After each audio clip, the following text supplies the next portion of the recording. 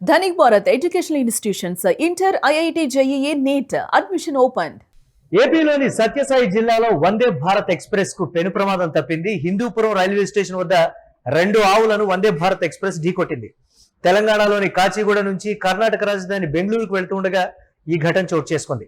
అప్రమత్తమైన loco pilot వెంటనే emergency బ్రేకులు వేసి రైలును అక్కడికక్కడే నిలిపివేశారు.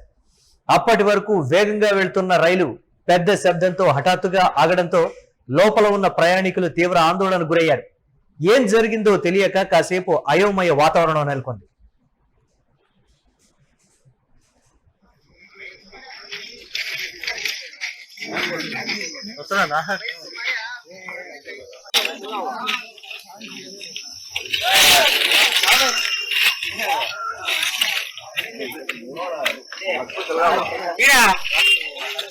రెడ్డి భయ్యా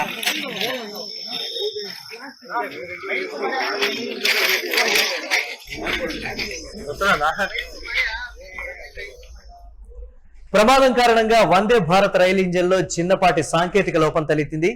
ఇంజన్ దెబ్బతినడంతో రైలును ముందుకు కదిలించడం సిబ్బందికి సవాల్గా మారింది. సమాచారం అందుకున్న హిందూపురం రైల్వే అధికారులు ఘటనా స్థలానికి చేరుకుని యుద్ధ ప్రాతిపదికన మరమ్మత్తు పనులు ప్రారంభించారు. మరమ్మతుల అనంతరం రైలు సురక్షితంగా ఉందని నిర్ధారించి ముందుకు వెళ్లేందుకు గ్రీన్ సిగ్నల్ ఇచ్చారు. అదే సమయంలో రైల్వే సిబ్బంది పట్టాలపై పడి ఉన్న ఆవుల కళేబరాలను పక్కకు తొలగించారు. ఇక ప్రమాదం కారణంగా దాదాపు గంట పాటు వందే భారత్ ట్రాక్ పైనే నిలిచిపోయింది. ఈ ఘటనలో ఎవరికీ ఎలాంటి హాని జరగకపోవడంతో అంతా ఊపిరి పీల్చుకున్నారు. కానీ ఈ ఊహించని ఘటనతో బెంగళూరు మార్గంలో ప్రయాణించే పలు రైళ్ల రాకపోకలకు తీవ్ర అంతరాయం ఏర్పడింది. ప్రధాన మార్గంలో రైలు నిలిచిపోవడంతో వెనుక వచ్చే రైళ్లను వివిధ స్టేషన్లలో నిలిపివేశారు.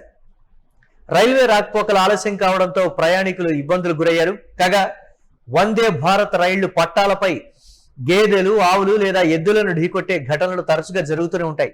ఈ సెమీ హై స్పీడ్ రైళ్లు అధిక వేగంతో ప్రయాణిస్తూ ఉండడంతో అకస్మాత్తుగా ట్రాక్ పైకి వచ్చే పశువుల మందలను గుర్తించి ఆపడం కష్టతరమవుతోంది. ఈ నేపథ్యంలోనే ఇలాంటి ప్రమాదాలను అరికట్టడానికి ట్రాక్ల వెంట ఫెన్సింగ్ ఏర్పాటు చేయడం, పశువుల యజమానులకు అవగాహన కల్పించడం వంటి చర్యలను రైల్వే అధికారులు చేపడుతున్నారు.